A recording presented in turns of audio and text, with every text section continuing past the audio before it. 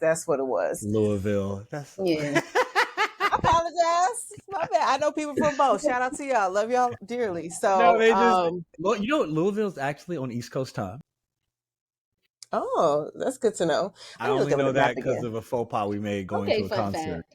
one Right. time. That's another story for another day. C-U-L-T-U-R-E 101. C-U-L-T-U-R-E 101. What's going on? Welcome back. Welcome, Black. Yes, we are remote again, but that's okay because you're still rocking with Culture 101. That's just what it is, y'all. So now we're going to go over day 2 of our time at the podcast festival. We're separate, but we're still together. I just want to know we're separate, but we're together. Just like this. Just like that, y'all. Always. So we're checking in from different places. Like I'm in New York, Les is in Texas, but Sean is special. She's at the happiest place on earth right now. Ciao. Well, that's what they say. Not That's what they Florida, say. but sure. That's what they say. Sure. Disney, yes. Florida, no, not so much. Disney, yes. Right. Florida, The rest of the state, debatable. I mean, depending on who you ask, you know. Ciao. Now, if you just took Disney and Miami out of Florida, then I would I'd never have a reason to come here. Right. Yes. I'm thinking about that, but then I'm like, I would go to the Keys. The Keys are nice. I've never been, actually. I've never been, but I've been to Keys. The Keys are nice. The Keys are nice. Yeah, I fuck with the Keys. But let's jump right into it, guys. So again, for those maybe that have seen part 1, we attended the Blk Podcast Festival this past week in Atlanta. It was this past Saturday and Sunday. A wonderful event where you had industry giants and novices and folks in the middle and just podcasters all alike in the Black podcasting space that really got together to share their stories, trials, tribulations in some cases, and just give encouraging word and really put you up on game. Like, I felt like the word at the end of the week was fulfilling. I feel like everybody felt fulfilled. Absolutely. For sure. You know, but we're going to jump right into it. We're going to throw it over to Texas. And Leslie's going to tell us about her experience day 2. Yeah, so day 2 started out with the Breaking Into the Podcast Industry panel. It was a session where, everyone was in the same room, the cold room, as Sean likes to say. No, it was the cold room. I avoided that room actively like the plague. It was super cold for sure. But we had 4 panelists. It was co-hosted by River Bonds, who is a host of the Real Talk Atlanta podcast, as well as a multi-million-dollar realtor in Georgia and Illinois. Of course, the founder and CEO of Blk Pod Collective and the Blk Pod Festival, Ona Gogo. She's a realtor out of Illinois? That's what it says in the booklet, Georgia and Illinois. Oh, okay. You can be licensed in more than one state. No, she's probably from Illinois. No, that's not. I'm well aware of the licensing. I just didn't realize she was from Illinois. She wasn't giving Illinois when I spoke I don't know if she's from Illinois. I said she could be, which she was definitely giving straight Atlanta when I spoke with her. But I didn't know. She could be straight from Atlanta. Don't put words into my mouth. I just, Well, it's just kind of odd that you would be licensed in Illinois and Georgia. You know what I'm saying? They're pretty far apart. It's not like you're licensed in Georgia or Alabama. Florida or Alabama. That would make more sense. You would have to ask her what her motivation was for that. I have questions. That's all. I just have questions. Joining the other 2 panelists was also Gavin Guidry, who he spoke on Saturday as well. He's, of course, the creative director for the Spotify for Podcasters Network. And then he also has his own podcast called Tools for Time Traveling. And then rounding up was the Ashley Weaver, who is the brand marketing manager at iHeart Podcast. So what was great about this panel was it was geared towards those who are considering like working in corporate, as well as being their own creator. So I appreciate this because, I am in this transition within my career where I'm trying to, figure out which way I want to go with it and think about all the things. So it was really beneficial for me to listen to their perspective, especially Gavin and Ashley's, because they actually work at these huge corporations like iHeart and Spotify, and to understand, how they got their foot in the door and what they do, within their career field. And, it was interesting hearing Ashley's take, how she said, she just took a chance and moved out. I think she said she was from, Louisville, Kentucky? She was from somewhere Midwest, I believe. And she just took a chance, moved out to LA, and then used to just go up to the iHeart building and send her resume out for like a whole year, just trying to. She's from Kansas City.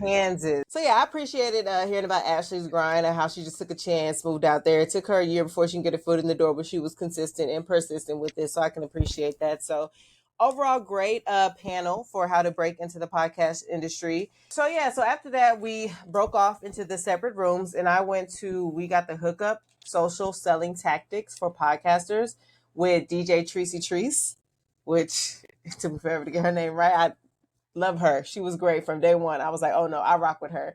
So she's actually the executive producer and founder of the Trendy Media Group, which she created with her wife. But she also works in podcasting and has for years on the advertising and selling side. She also has her own podcast called The Spark, which is a fan commentary podcast about the LA Sparks. So she was just talking about her experience working in the podcast industry on the selling and advertising side, how you can break into that realm if you so desire. But she was just really teaching us different ways that we can put ourselves out there, have the confidence to pitch ourselves exactly where we are to sponsorships and for partnerships, because no one's going to come to us. Like, I know we have this mindset that like, oh, if we reach a certain amount of like followers on social media, or if we get a certain amount of subscribers or whatever listeners, that, you know, companies will start coming to us in order to work together and advertise for them. But she's like, that's not how it works. Like, you need to know your value proposition and be able to pitch yourself in a way that shows how, you know, mutually beneficial a relationship would be between said sponsor. And she said, honestly, don't be so focused on these large companies. She's like, go into your local community, you know, see who's out there and give them a proposition like, hey, if I can bring you X amount of customers or X amount more dollars each month, would you pay me, you know, X amount, like half of that or a quarter of that or whatever, in order to do so, and just, you know, frame it that way. So she really helped me to kind of put into perspective, because I was thinking like, oh, you know, once we reach it big, then it'll come. But like, no, we can do it right now. And me coming from a selling background, I'm like, okay, I can take ownership of that and start like figuring out how the proposal should go. And like, we can each think about like brands we use every day and who's in our local community that we can reach out to. Because it needs to be authentic. It needs to be authentic to what you use, what you love, what you listen to, and that type of thing. So it was a really, really great session. I learned a lot. I was able to speak with her afterwards about just as far as like, you know, getting my foot in through that door possibly, and just all the things. So Sunday was a really, really great day for me in that respect, because it was more than just like growing our podcast and like growing our business, but also like, where do I see myself like personally going? Which was really enriching for me. And then after that, I was in the session with Tristan, which was using social media to grow your podcast audience with, do you remember how to pronounce her last name? Ida Marundu? I'm gonna be honest with you, I never actually heard her say her name. I just know her name That's is fair. Ida, and it's gonna be M. Ida M. Ida M. To every mom. But to every LLC. mom, that's what you There need we to go. know. To every mom, to every mom. If you want to look for her, she was definitely a wealth of knowledge. Yeah, so I'll let you speak more on to every mom, because I know I had a lot that I wanted to say on the last session I attended, and I don't want to like take up all the speaking time for today. So Tristan can tell you more about To Every Mom, but I thought her insight was very great as far as our social media presence, where, you know, I've heard that you need to be posting 3 times a day, every day. And she just solidified, yes, you need to post at least 3 times a day, every single day. Schedule out days in your week to where you're just going to make, you know, batch content for like an hour or two, just shoot everything, edit everything, or if you need to make another day to where you edit everything. But she was like, you have to get it done, because the only way you're going to grow authentically is if you are consistent, you know? So very beneficial. She was great too. Just like, she was such a mom, like her just warmth and just her demeanor. Like, she was such a mom, and I just love that about her. So super sweet, super sweet. And then I ended my day at the fireside chat, which was about opening a content studio. And that was with Ona Gogo once again. And then special guest Samia Burton, who is the owner of the SE Content House, as well as the host of Not Another Sex podcast. So she talked about her journey, you know, starting off with her podcast, where she was able to turn it into multi-million-dollar business, and then she grew from there and ended up purchasing a mansion in Atlanta that she turned into a content house. So she said like every room, all like 10, 11 rooms, including like 2 kitchens, are used as recording, rooms for various podcasts and stuff like that. So I was like, that's pretty dope, just literally utilizing every single room in this house that you purchased. Exactly. So it was great. 2023. Very 2023. But she was saying though she's living out of a van with like her husband, like because they've like, it was weird because I wasn't 100% clear on why. Like I get because she's a realtor as well, a podcaster who makes a significant amount of money. She has a son as well, and she was saying that they were like living in this van. So I guess they purchased the house to rent out, but they live in their van because originally she was from Florida. RV? Like one of those, she didn't say RV. She said one of those vans you like renovate, flip, and make it to where you can like live out of it. It's a tiny home van. It's probably a tiny home van. Because she's originally from Florida, but instead of like commuting back and forth, she was like, okay, I'm gonna purchase this property to like generate more income. And from what I understood, like this is more of a new endeavor. So I guess once it generates X amount, then she's like, okay, now, I'm a realtor, so boom, I can, buy a dope property, for my family. That's what I understood from it. So take from that whatever you got to do to get the grind out, man. Whatever you got to do, mama. I support you. Hey y'all, it's your girl, Shonda Dunn, and I'm here to tell y'all that we now have merch up live. You can find some t-shirts, you can find puzzles, you can find candles, whatever you want, we got it. Come check us out at culture101podcast.com. But no, it was good hearing from her. Ona actually started the session talking about, I asked her the question about like her specific like background and like what are the steps she took to get to where she is. So she says she started with Blk Pod Collective IG page a few years back. Then once that started growing, she started hosting small live events in Black owned spaces and inviting people out. So, 25 people show up, and then she said, 100 people show up, and then just continue to grow from there. Then she hosted her first virtual Blk Pod Festival. Saw success from that. So the first couple were virtual, and then she started going to in person. Then the brand partnerships came. Then large contracts came, such as Revolt and the Black Effect Network, which we know is with Charlamagne the God. And then she decided to open her content studio. But in the midst of all that, she said she, worked 2 jobs. Like she had a 6-figure job in healthcare admin, and then she also worked a job on the weekends.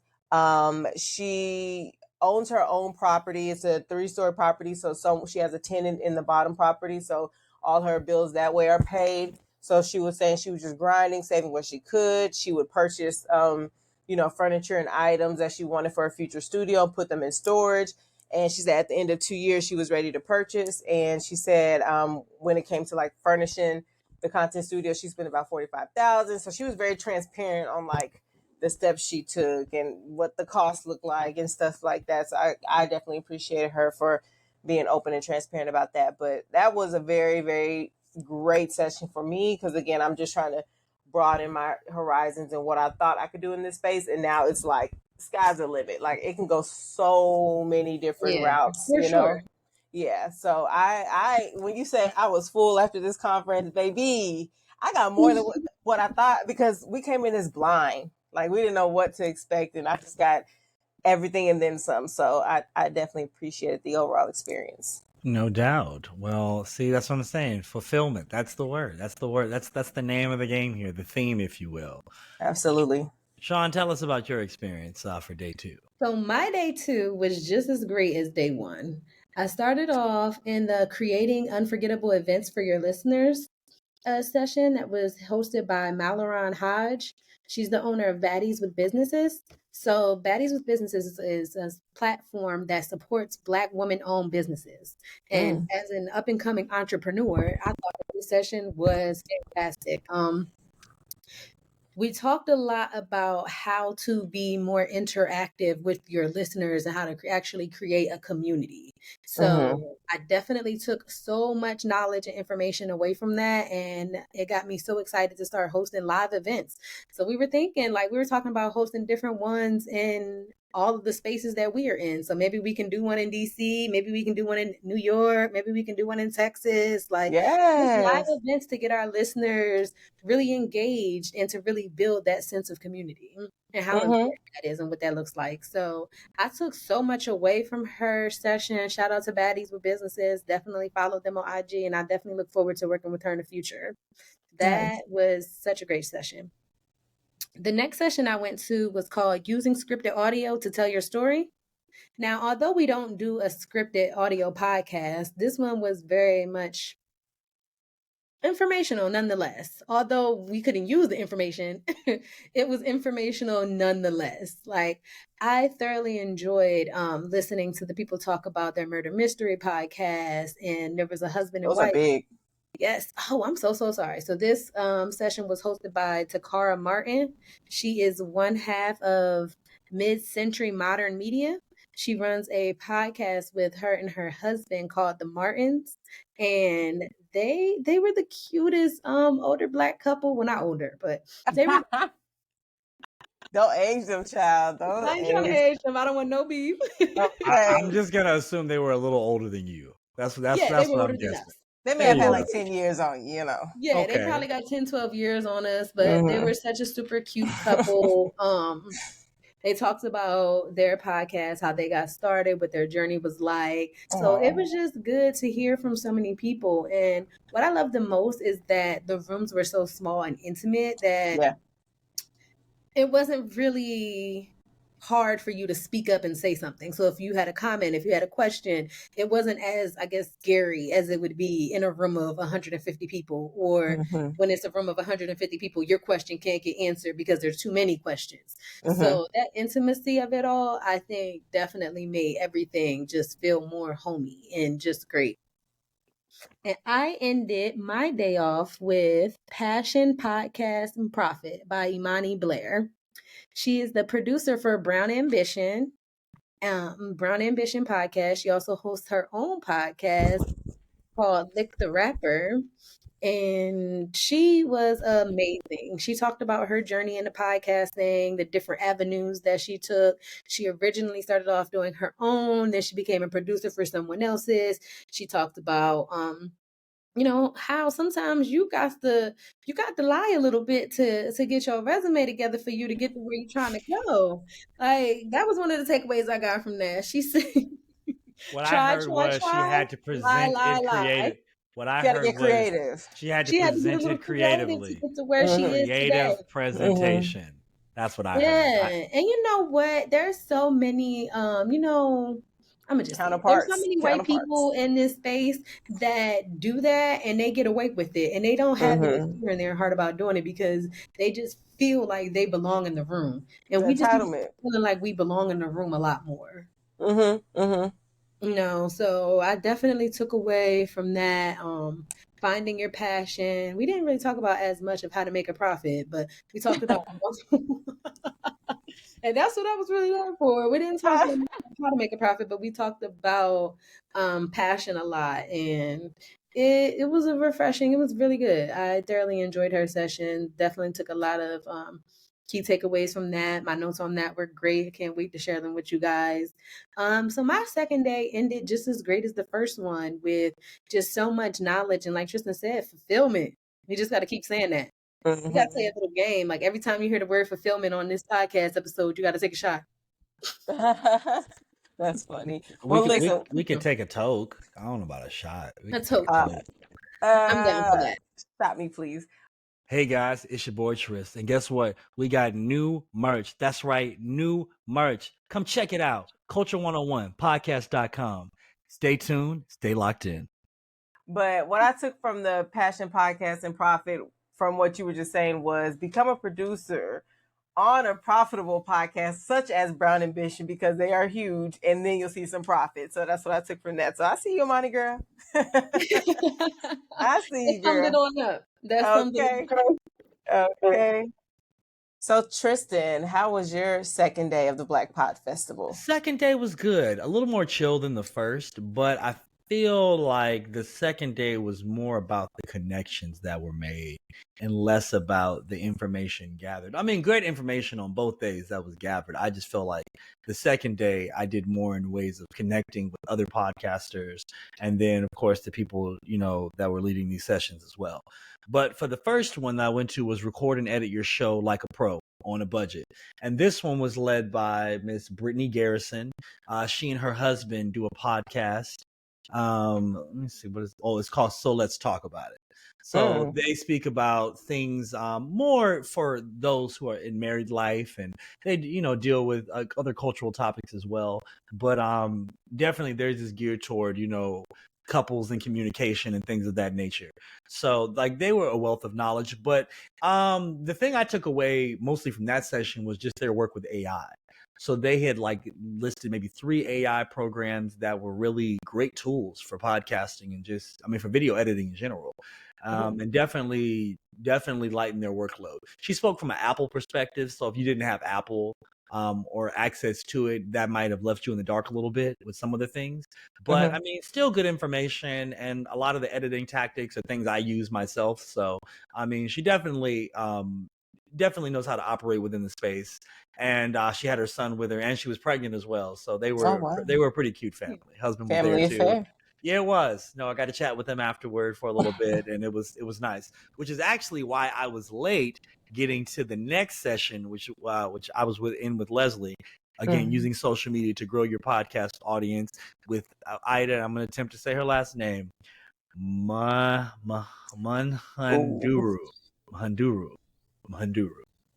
I hope that's right, but if it's not, I'm sorry. But check out To Every Mom on every other social platform. She is a wealth of knowledge just because honestly, what she does is she is a podcast consultant. I mean, like she is in her own way a podcaster because she speaks with mothers about different issues in terms of raising children and just, the author. Yeah, she's an author as well. So she just has a lot of creds to her name, but the thing that she focuses most on is like facilitating and like helping other folks reach their goals. So like she's had meetings with like TikTok and other large brands, and it's funny because like in her coachings, TikTok was kind of echoing the same things that she had been coaching, and so she was like, see, there's definitely a method to my madness. And like her biggest thing was whatever you do, it just needs to be managed. I felt like she was always about managing. She's like, yes, could you post more? Could you do it more? Absolutely. But if you can only do it once, you better do it once and you better keep doing it. So like, it's definitely about consistency and then the quality of your content. And then the other thing I liked that she spoke on was about security, like in terms of like making sure you protect, your own. Because there are a lot of trolls on the internet. There are some people that go beyond internet gangster and they want to do the shit in real life. And she said like the reason that she does not even post her children or even just different things is because of these situations have happened to other podcasters and other people she knows in the space. So a lot of insight there. I mean, honestly, I felt like it was a steal talking to her. I felt like we stole information. Because I mean, she charges quite a bit to talk to people, so definitely really appreciated her. So anyway, the last session that I went to, that I honestly thoroughly enjoyed this session, was how to build a niche podcast and grow your audience. Now, interestingly enough, this one was with Wendy, and we had half of the podcast Fruit Loops, and it's called Serial Killers of Color. And this podcast deals exclusively with true crime serial killers, and all of them are of color, just like it says. Like, I didn't even know that there were 5 serial killers that were Black or anything else, but apparently there are. That's not our thing. But they have over 200. They have over 250 episodes over the past 5 years. So apparently, maybe it is our thing. A few. But then the thing is that they don't focus just purely domestically. They focus internationally as well. It's an international thing. Yep. Exactly. So we might not have eyes on it. But again, they also talked about, racism in the media and things of that nature, with how a lot of these stories are spun. And then like when they do these podcasts, they're really trying to give a very human element to these stories. So, I mean, they have quite a loyal fan base. I think they average like between 5,000 and 10,000 downloads like every episode. So I mean, And like, so, you know, like it's not on the high side, but like they're right in like that middle, and like their fans are very, very loyal. Like if they miss a Thursday that gets put out, people become upset. They start calling their little Google line. They're like, hey, why haven't y'all? And they leave messages for them. It's quite crazy. But now this was really crazy. So Wendy, again, like I said, Wendy, she said her name is Wendy Williams, right? That was the name she gave. Right? That is her stage name. She does not, she nor her co-host uses their real name, because in the space that they operate, they feel that there are those that are nefarious that listen to their show and could, in fact, want to do something to them. And there have been other podcasts where this has happened. So they have like pretty much anonymity. They don't use video at all. They're a complete audio podcast. And it's only been in the past maybe 6 to 8 months that they've even shown people what they actually look like. So it's actually crazy. So when we saw her, she was kind of in disguise. She had like a wig and glasses on. Big hair. Right. Like, and low key, you're distracted by all of that, and you're not really realizing, like, because if you saw her on the street, you wouldn't know it was her. And then they're remote as well. She went through step by step about starting something that's super niche, and then building your fan base there, and making sure that you're really accessible to people. Because I feel like accessibility was probably the thing that they harped on the most. Like just making sure that you can respond on the socials. You have several ways for people to call you and get in touch with you. And then like they have a Facebook forum.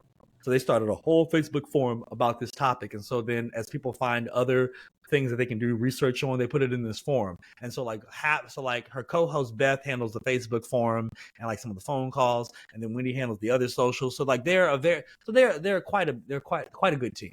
So I definitely liked all that she had to say. It was fun. And who knows, you might see her on Culture 101 soon enough. So, you know, there is that. But we'll not see her. We would have to, if she doesn't want to be seen. You're right. You won't see her. You absolutely won't see her. It'll be on some Sia shit. You won't see her. But you won't see her. But you will hear the wonderful knowledge that she has. Yes. And who knows? They might even drop some special information about some of these upcoming episodes. It's your Liz. Stopping by to let you know we have new merch dropping. We can't give it all to you. Check it all out at Culture 101 Podcast. We definitely need her on for this month, given that it's like Halloween, spooky season, like that's right up the alley we need to be in. So exactly.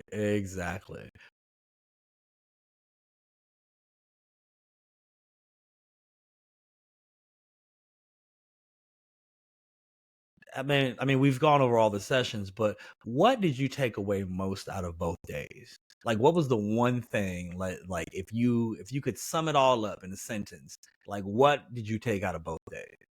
We're gonna go with Sean first. We can definitely make money from this podcast.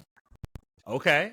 That's it. That's all. Period. Okay, sure. All right. I like it. Money's great. Money's fine. We like money. Facts. Trying to think how to sum this up in a sentence. Ultimately, I think it just comes down to God has placed me where I'm supposed to be. I really do feel like this is my passion, and now I feel like it's clear that it can also be my purpose.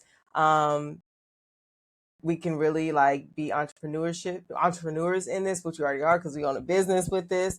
But yeah, I can really see myself making not just a career in this, not just being an entrepreneur in this, maybe like open a content house. Like I said, the possibilities are endless, and I feel like God has placed me where I'm supposed to be. I like it. I love it. How about you, Tristan? My theme just over the days was I personally feel that you are closer than you realize. Like, you did keep saying that. Because it was true. Just as you were talking with other podcasters, as you were talking with people that were running the event or people that were guest speakers, and like you just kind of hear their journey and just like how they made small tweaks that kind of, elicited a great response. And it was just little bits of consistency, just chipping away at the block. And and honestly, at the end of the day, they were closer than they realized. It didn't take them as long as they thought it was. Now, again, I'm not saying that it should happen overnight, but I feel like if you keep in the same course of action, you're on the right path. So definitely, again, a fulfilling weekend. Fulfilling. Like you ate a big burger and some fries and you drank that large pop. Fulfilling. Got a milkshake. I was going to do something like some soul food, like you just had a good soulful Thanksgiving dinner or something like that with your family, some good laughs, some game playing. So you're just, belly is full, but you're also spiritually fed. Absolutely. I mean, and then now the one thing that we did not mention about the festival is that at the end of the festival, Anna decided to give she decided to be very transparent with us. I mean, honestly, the name of the festival should have been Transparency, because For I feel real. like people were very, very open about whatever the fuck was going on. Like they were just like they gave it to you real and straight up. And that's why you like to get into space with your people, because your people will tell you what's going on. They can be authentic, you know, even things ain't perfect. They're going to let you know when things ain't perfect or when things have to switch up or whatever. And that's what makes you appreciate it more. You connect more with authenticity. Like, don't try to act like it's one thing when it's not. So Anna has all my respect. I love her. Well, next year the podcast festival will be changing, if at all, because the year previous they had about 400 people attend the festival. I can't even imagine going to that festival with 400 fucking people. No, for sure. But then like this time they had like a third of that, and you again, like we said, like it was a very intimate experience. I feel like I was at a Frank Ocean concert. Shit was crazy. It was great. Like I felt like I was right there. Me and Frank, you know, me and Anna, me and Wendy, me and any of the other Ida, any of the many other wonderful speakers and presenters that came. DJ Treese. Yes, us and Gavin. Yeah, just having a good time. Absolutely. Gavin was a homie. He really was, man. Low key, you might see him on this motherfucker. That's all I'm gonna say. Look, so it was just, you know, just a wonderful thing. But yeah, next year they may be adding a cap to it. So for those who didn't go this year, I'm sorry that you missed out. And for those who want to go next year, the process may be a little more difficult to get into. But I mean, worth it. Oh, for sure. Worth it. For sure. And honestly, I think next year, if they do it next year when they bring it back, I think it will actually be an even more fulfilling experience, because they will have it capped and there probably will be some type of intake process. But they do plan on giving you even more hands-on help and experience. And who knows, maybe you even get to take a trip to her studio. Ooh, that would be dope. You know, that'd be nice. I would love that. Ooh, can we record quick session, girl? How much? She'll record her studio. That's gonna be one of the most expensive field trips you've ever been. Okay. But that's so okay. Now. But that is all right. Well, guys, we are going to sign off here. But again, before we sign off, we want to thank everybody who helped put on the Black Podcast Festival, the Black Pod Collective. Thank you, Anna Gogo. Love you much, girl. We really appreciate the space that you operated and really created a place for us to get a lot of knowledge and feel comfortable doing it, you know? For sure. But also, before y'all get out of here, go like, subscribe, hit us up on the Twitters, the Instagrams. Oh, I'm sorry, X's, the Threads, all of the things. Hit us up on all the portals. We appreciate it. You know? Check out our merch, which is officially live. That's right, live. Did they see the stickers? Let me take one out so they can see it. Let me take one out. We had our T-shirts on over the weekend. We did have our T-shirts on. They saw them in the first video, though. See, you can have your own Culture 101 sticker, guys. There. Yes, you can. And much more. I created about 40 different items. So there's lots for you to choose from. But if there's something that you want that you don't see, hit up the comments, DMs. If you have our numbers, text us. I'm sure I can find it. Somebody said they were looking for a one-piece thong bathing suit for Culture. No one said that. So you don't. That's first off. Why would you lie on them like that? that is slander. They said it. They said it to me. Okay, it was me. Thank you. Thank you. It was not me. It was. It was Tristan. No, because let me tell y'all something. Let me tell y'all that's something. What he likes to wear. Sean, first off, I have great buns. That's first off. That's number one. That's not even a secret. But I don't need to wear a thong just to show them off. This was Sean because Sean came caked up to this festivity. Came caked up. And this is like the first time she's been caked up. So like she don't even know how to act. Not the first time. Shots fired. Shots have been fired. And Tristan, don't play with me. I've been caked up since before you've known me. Don't.